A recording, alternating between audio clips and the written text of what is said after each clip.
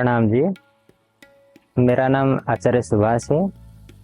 मैं श्री प्राणनाथ ज्ञानपीठ नकुड़ रोड सरसावा जिला सहारनपुर उत्तर प्रदेश से हूँ।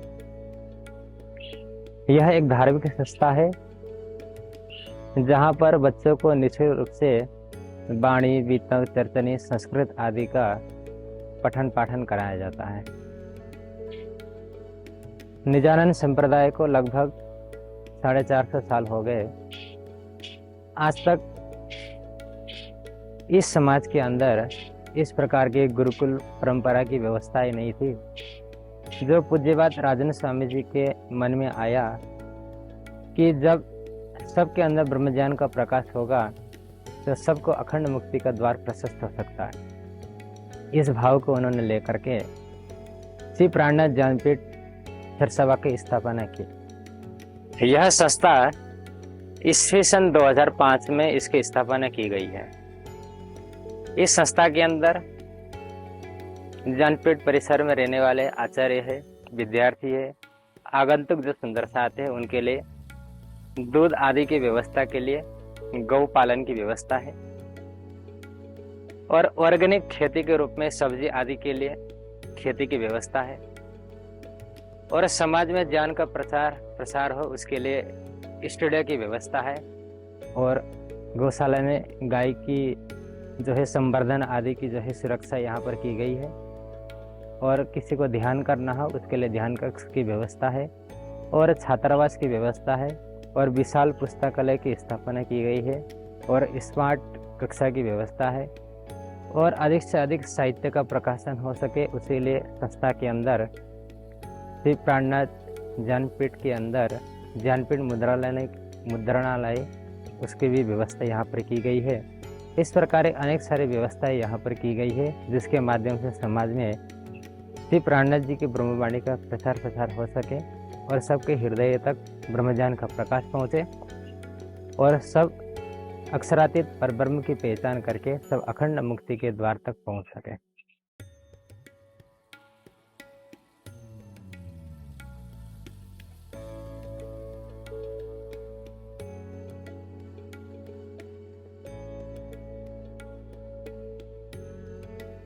प्रणाम जी। अभी हम जहाँ पर बैठे हैं यह स्थान है श्री प्राणनाथ ज्ञानपीठ सरसावा का। यह पुस्तकालय लगभग 2010 में इसकी स्थापना की गई थी। इसका नींव रखा गया था। इस पुस्तकालय के अंदर लगभग 6000 से अधिक विभिन्न धर्मशास्त्रों का संकलन है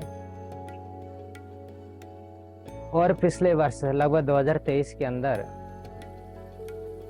पूज्यपाद श्री राजन स्वामी जी के द्वारा की गई जो टीका है, वाणी की जो टीका है, उसकी जो 133 भाषाओं में जो अनुवाद किया गया था उसके जो प्रिंटेड जो कापियाँ है वो भी यहाँ पर रखा गया है। उसको आप पढ़ सकते हैं, उससे लाभ ले सकते हैं।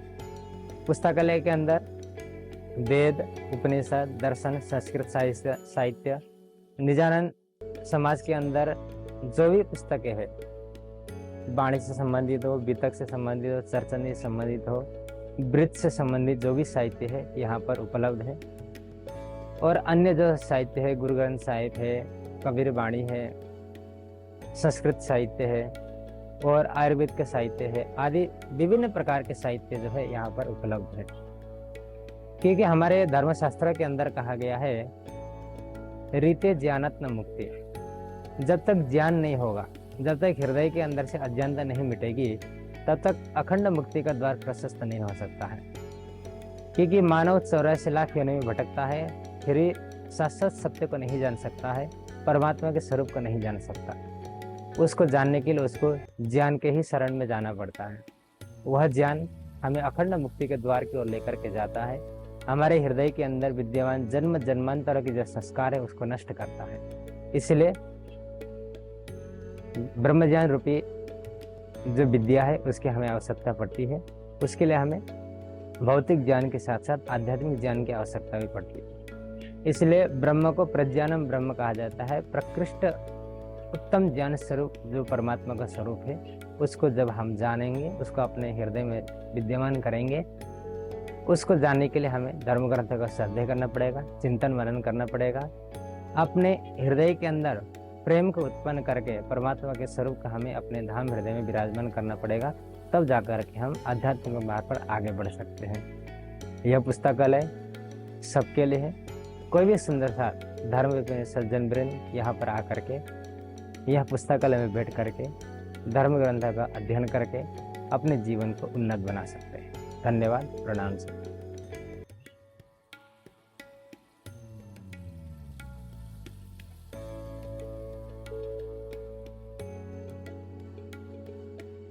प्रणाम जी। महाभारत का कथन है, गावो विश्वस्य मातरा। गाय जो है विश्व की माता है। जैसे जन्म देने वाली माता होती है, जैसे संतानों को 9 महीने तक दूध पिला करके पालन पोषण करती है, उसके पश्चात जीवन पर्यंत जो मनुष्य जो प्राणी है उसको दूध पिला करके उसके जीवन को स्वस्थ रखने का जो कार्य है वो गाय के दूध से होता है। इसीलिए गाय का संवर्धन, उसकी सुरक्षा हमें अवश्य करनी चाहिए। महाभारत का इस कथन गाव विश्वस्य मातरा कहने का तात्पर्य यही है कि गाय का जो गोमूत्र है वो खेती के लिए बहुत उपयोगी होता है। इसका जो गोबर है, जो मलमूत्र होता है, ये जो है खेती के लिए पर्याप्त जो है पोषक तत्वों को उपलब्ध कराता है। इससे खेती, गेहूं आदि, धान आदि का जो फसल होता है बहुत ही उत्तम माना जाता है।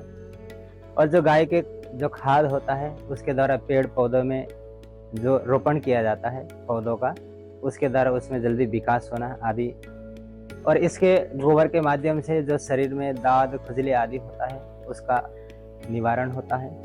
गोमूत्र पीने से किडनी आदि के जो रोग है, हृदय में जो कफ आदि जम जाता है, छातियों का जो कफ होता है वो दूर होता है। जैसे आँखों में लालिमा आ जाती है, आँख सूज जाते हैं, जिसको धुंधला दिखाई पड़ता है, आँख से बार बार पानी निकलता है और आँखों में खुजली होती है, उसके लिए गोमूत्र को छान करके यदि उसका प्रतिदिन 2-2 बूंद यदि आँखों में यदि हम डालते हैं, उसके द्वारा आँखों के असाध्य रोग होता है उसका भी हम निवारण कर सकते हैं। और श्री प्राणनाथ ज्ञानपीठ के गौशाला में अभी हम यहाँ पर उपस्थित हैं। यहाँ पर इस परिसर के अंदर जो बड़ी गायों के अंदर लगभग 20 के आसपास गाय है। कुछ गाय अभी ब्याने वाली है 2-4 महीने के अंदर। अभी हमारे पास लगभग 20 से 30 लीटर के आसपास दूध हमें प्राप्त होता है गायों के माध्यम से। जो ज्ञानपीठ में निवास करने वाले ब्रह्मचारी विद्यार्थी है, आचार्य है, आगंतुक जो सुंदर साथ है, उनके लिए यह दूध हमारे लिए पर्याप्त हो जाता है। और आगे छोटी सी गौशाला और है जहाँ पर इनके जो बच्चे हैं उनके लिए वहाँ पर रहने के, खाने की व्यवस्था वहाँ पर है। और हम यहाँ पर देख सकते हैं इनके लिए नाद की व्यवस्था है, और स्वयं इनको पानी पिलाना न पड़े और स्वयं इनको पानी अपने प्यास लगने में इनको प्राप्त होता रहे, इसके लिए यहाँ पर पानी की हमने व्यवस्था कर रखी है, जिसके माध्यम से ये पर्याप्त रूप से पानी पी सकते हैं। इस प्रकार से सभी देशवासियों का कर्तव्य होना चाहिए, सभी समाज का कर्तव्य होना चाहिए कि हम गायों का संवर्धन करें, गाय को बढ़ाएं, गाय की सुरक्षा करें, क्योंकि गाय है तो हमारी मातृभूमि है। यदि गाय नहीं है तो हमारा जीवन भी यहाँ पर सुरक्षित नहीं रह सकता है। इसीलिए गाय को विश्व की माता कहा जाता है। प्रणाम जी।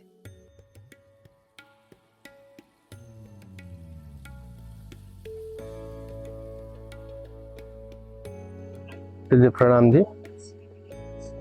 हर एक मनुष्य का एक ही उद्देश्य है इस जीवन में कि वो सुख और शांति को प्राप्त करे। श्री प्राणनाथ ज्ञानपीठ इसी उद्देश्य को लेकर चल रहा है कि वो किस प्रकार से उस चरम आनंद और सुख और शांति को प्राप्त कर सकता है। हम सबको विदित है इस संसार में सिर्फ और सिर्फ दुख है, लेकिन वो परमात्मा कहाँ है, उसका धाम कहाँ पे है, वो क्या करता है, आज दिन तक किसी भी ग्रंथ, किसी भी शास्त्र ने इस विषय को नहीं कहा है। लेकिन श्री प्राणनाथ ज्ञानपीठ जो तारतम वाणी को फैलाने का प्रयास कर रहा है, जिसको हम कुलजम स्वरूप के नाम से भी जानते हैं और 5वां वेद जो सोसम वेद के नाम से भी जानते हैं, उसको हम प्राथमिकता देते हैं, क्योंकि ये स्वयं पूर्ण ब्रह्म परमात्मा का ज्ञान है और इसी ज्ञान के द्वारा हम आत्मा और परमात्मा के विषय में जान सकते हैं। क्योंकि संसार के ग्रंथ हमें इस दुनिया में कैसे रहना है इस विषय में बता सकती है, हमें धन कैसे प्राप्त करना है, लेकिन जब आत्मा और परमात्मा के विषय में बात आती है तो सब शास्त्र मौन हो जाते हैं। तो इसी कारण से ये अत्यंत महत्वपूर्ण है हमारे जीवन में कि हम किस दिशा की ओर जाएं। श्री प्राणनाथ ज्ञानपीठ इसी उद्देश्य को लेकर चल रहा है, जिसका संस्थापक श्री राजन स्वामी है। और यदि मैं अपना परिचय देना चाहूँ तो मैं एक छोटा सा यहाँ पे विद्यार्थी को पढ़ाने वाला एक छोटा सा आचार्य हूँ। तो इसी कारण से ये संस्था खुली हुई है। आज बाल शिविर के अवसर पर हमारे भाई वगैरह आए हुए हैं जो अभी इंटरव्यू ले रहे हैं। बहुत सारे बालक और बालिकाएं यहाँ पे पढ़ने के लिए आए हैं, जिसके लिए ये संस्था जिम्मेदार है, क्योंकि वो संस्कार सीखने के लिए आते हैं और जब छोटे होते हैं तो छोटे छोटे संस्कार के द्वारा ही वो बड़े बनते हैं और समाज के सुधार के लिए कुछ कर सकते हैं। तो ये जो प्रोग्राम यहाँ पे अभी रखा गया प्राणनाथ ज्ञानपीठ सिर्फ एक बाल युवा शिविर ही नहीं बल्कि ध्यान के विषय में भी उसी प्रकार से वार्षिक उत्सव यहाँ पे होता है जो 7 दिन का रहता है, जैसे बीतक हो गया। तो इस प्रकार के छोटे मोटे प्रोग्राम सालों में कई बार आते हैं। तो यदि आप भी चाहें, जो भी मेरी इस आवाज़ को सुन पा रहे हैं, चाहे यूट्यूब के माध्यम से हो, फेसबुक के माध्यम से हो, तो कृपया आप इस संस्था को एक बार जरूर विजिट कीजिए, जो श्री प्राणनाथ ज्ञानपीठ सरसवा है, सहारनपुर में स्थित है और जो उत्तर प्रदेश में है। तो आप सभी को मैं स्वागत करता हूँ। कृपया एक बार अपने जीवन में प्राणनाथ ज्ञानपीठ पर जरूर आएं। प्रणाम।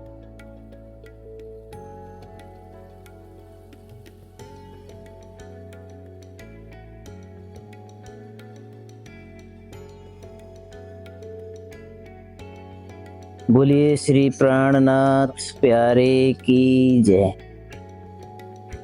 प्यारे सज्जनों, मनुष्य जीवन सर्वोत्तम है। विशेष करके इसके 2 पहलू हैं, एक भौतिक जीवन है और एक आध्यात्मिक जीवन है। विशेषकर भौतिक जीवन को हर कोई जानता है, परंतु आध्यात्मिक जीवन को बिरला कोई ही जान पाता है, क्योंकि ये अति सूक्ष्म विषय है। जैसे अपनी आत्मा को जान जाना। अध्यात्म का मूलभूत प्रश्न ये है, मैं कौन हूँ, कहाँ से आया हूँ और मेरा मूल घर कहाँ है। ये प्रकृति से पहले मेरी क्या अवस्था थी, प्रकृति के बाद में मुझे कहाँ जा करके किससे मिलना है जिससे मेरा जीवन का अच्छा अंत हो, यानी हम इस संसार के बंधनों से मुक्त हो सकें। तो इसके लिए श्री प्राणनाथ जी की तारतम वाणी ये मुख्य रूप से ये दर्शाती है कि मैं कौन हूँ, कहाँ से आया हूँ, मेरा मूल घर कहाँ है। इस प्रकृति से परे वो अनंत परमधाम कहाँ पर है, जहाँ से आत्माओं का इस संसार में आगमन हुआ और उसके पश्चात इन आत्माओं को अपने प्रियतम से मिलना, अपने निज घर में वापस लौटने के लिए अपना मूल घर का ज्ञान होना इनको बहुत अनिवार्य है। तो ऐसा अखंड अनादि परमधाम का अलौकिक ज्ञान लेकर के श्री प्राणनाथ जी अपनी तारतम वाणी को लेकर के प्रकट हुए हैं, जिसके सामने आत्मा क्या है, जीव क्या है और ये शरीर किस प्रकार से नश्वर है, आत्मा अविनाशी है। उस अविनाशी आत्मा के द्वारा अविनाशी ब्रह्म को और अविनाशी ब्रह्म धाम को कैसे प्राप्त किया जा सकता है, ये श्री प्राणनाथ जी की तारतम वाणी बताती है। और यही हमारा लक्ष्य है। सभी युवाओं से, सभी सुंदर साथ से मैं ये निवेदन करना चाहता हूँ, एक बार श्री प्राणनाथ जी की तारतम वाणी और तारतम वाणी से संबंधित श्री प्राणनाथ ज्ञानपीठ सरसावा से प्रकाशित साहित्य और इसके यूट्यूब चैनल में बहुत सारी चर्चाएं हैं और अन्य माध्यम से भी इसका प्रचार प्रसार हो रहा है, उसका अवलोकन करें और अपने जीवन को धन्य करें। मैं ऐसे ही अपेक्षा संपूर्ण समाज से, संपूर्ण युवा वर्ग से करता हूँ। प्रणाम।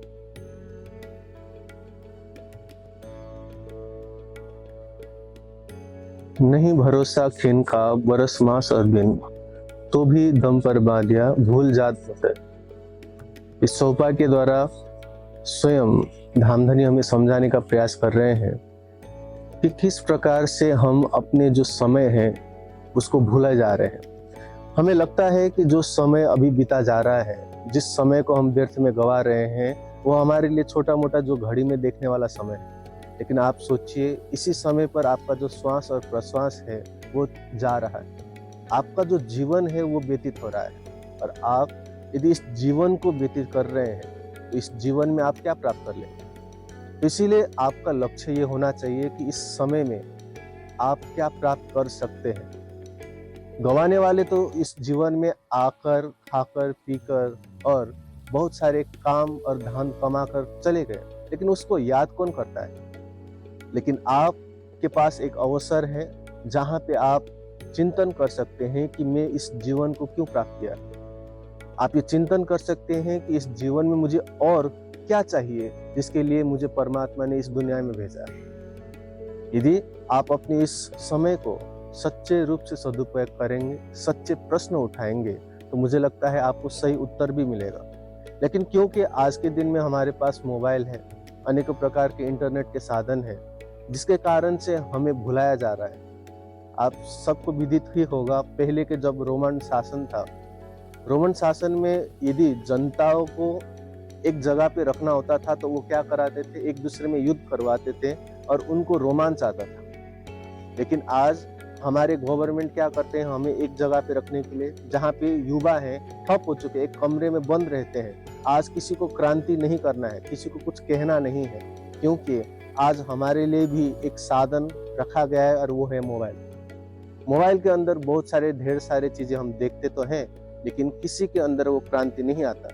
हाँ, फेसबुक में कमेंट कर दिया, इंस्टाग्राम में कमेंट कर दिया, लेकिन उससे हमारे जीवन में कोई बदलाव आने वाला नहीं। जो बदलाव आएगा, सच्चे रूप से जिस समय का हमने यदि सदुपयोग करते हैं, तभी हम बदलाव लेके आ सकते हैं। तो इसीलिए हमें फिर से उस चौपाई को याद करना पड़ेगा कि भूल जात भजन। हम अपने भजन को भूल रहे हैं, अर्थात उस परमात्मा को भूल रहे हैं। और सच्चे रूप से यदि समय का सदुपयोग करना है तो हमें अपने आत्मिक स्वरूप को याद करना पड़ेगा और स्वयं उस परमात्मा को याद करना पड़ेगा। तब जाकर हम अच्छे रूप से इस समय का सदुपयोग कर पाते हैं और मोक्ष को प्राप्त कर पाते हैं। प्रणाम।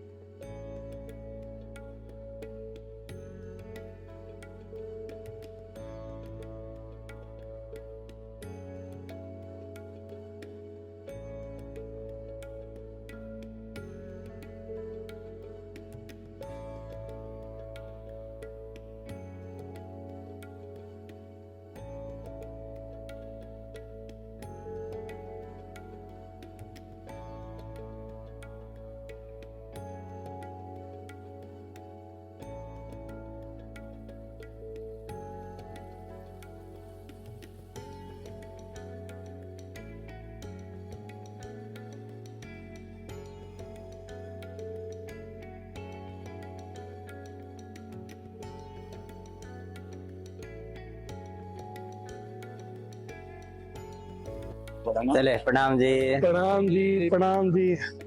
आचार्य जी, एक सवाल कर रहा था मैं कि सवाल ये है कि जिसमें ये चौपाई, कलश की एक चौपाई है कि पिया में बहुत बात को खो जिया, छोड़ धंधा सब। और तो ये धंधा शब्द संसारिक कार्य के लिए है या पूजा पाठ पद्धति की कुछ मर्यादाओं को छोड़ना है? यहाँ पर धंधा शब्द से संसारिक जितना भी कार्य आएगा हम उस सब ले सकते हैं उसमें।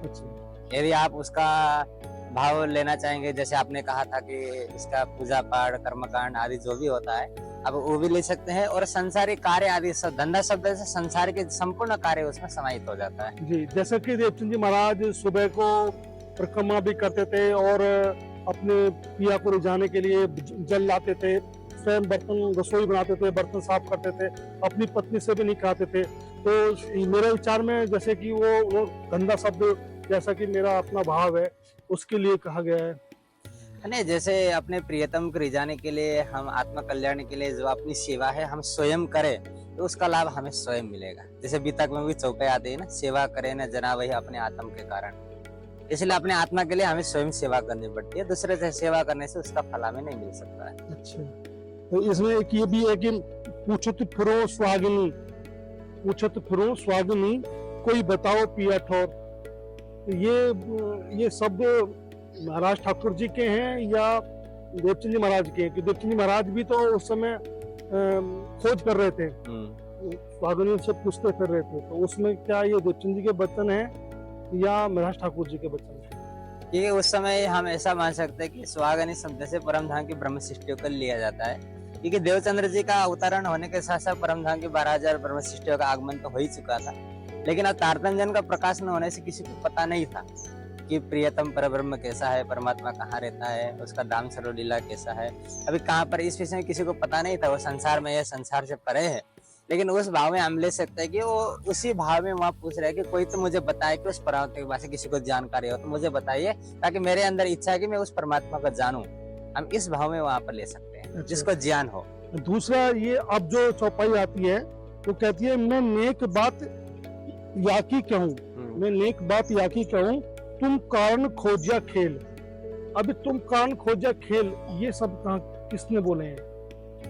ये परमधाम का कुछ संकेत यहाँ पर प्राप्त हो रहा है इस चौपाई के माध्यम से। एक मतलब थोड़ी सी, अच्छा, वो खेल कहाँ से शुरू हुआ, वो खेल शुरू होने का कारण क्या है, हम इस जागने के ब्रह्मांड में क्यों आए, यहाँ पर राज्य को क्यों आना पड़ा, ये सृष्टि किस लिए बनी, ये सारा वर्णन जो है अब थोड़े से विषय में अब यहाँ पर बताने का प्रयास किया जा रहा है। ये भाव यहाँ पर मतलब खोजा सब जो आया ना, हाँ। तुम कारण खोजना है कि हम इस संसार में क्यों आए, इस विषय का हमें खोजना है कि हम संसार में आए क्यों, अखंड परम धाम को छोड़ करके, जहाँ पर अनंत सुख है, एकत्व है, एक दिली है, जहाँ पर केवल प्रेमी प्रेम है, आनंद है, उसको छोड़ करके ये जन्म मरण युक्त संसार में, छल कपट संसार में हम क्यों आए, इसको हम देखे अंतरात्मा से, हम संसार में आए किस लिए है। जी, मतलब ये है कि लक्ष्य क्या है, लक्ष्य क्या है, हमारा लक्ष्य क्या है, उसको जान करके हम अपने अखंड परम धाम का हम प्राप्त करें। हाँ।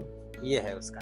कोई ना कहे मैं देखिया जिनो नीके कर खोजल, कोई ना कहे मैं देखिया जिनो नीके कर खोजल, यानी जिन्होंने नेक करके खोजा है, वो कहता है कि मैं देखा हूँ, देखा कोई नहीं कहता। संसार में आज तक तारतम्य ज्ञान के अवतरण होने से पहले सबने परमात्मा की खोज तो की, भगवान से भी समाधि लगाते, एक बार 5,000 वर्षों की समाधि लगा, लेकिन फिर भी उनको निराकार से परे का ज्ञान नहीं है, अखंड परम धाम का ज्ञान हो ही नहीं सकता है। लेकिन जिसने कहा कि मैंने परमात्मा को जान लिया, लेकिन जब संसार में तारतम्य का प्रकाश नहीं था, वेद तो कहता है तमसा परस्ता, वो परमात्मा तो प्रकृति से परे है, अज्ञानता से परे है, लेकिन वो परमात्मा है कैसा, उसको जानने के लिए हमें तारतम्य ज्ञान के शरण में आना पड़ेगा। प्राणनाथ जी के ब्रह्मवाणी के शरण में आएंगे, उसका चिंतन बनेगा, तभी जाकर के पता चलेगा कि हद पार बेहद, बेहद पर अक्षर, अक्षर पर वतने जागेगे, वहीं जाकर के हमारे आत्मा की जागृति हो सकती है। धन्यवाद, प्रणाम जी, बहुत अच्छे विचार, आप मेरे संग से दूर हुए।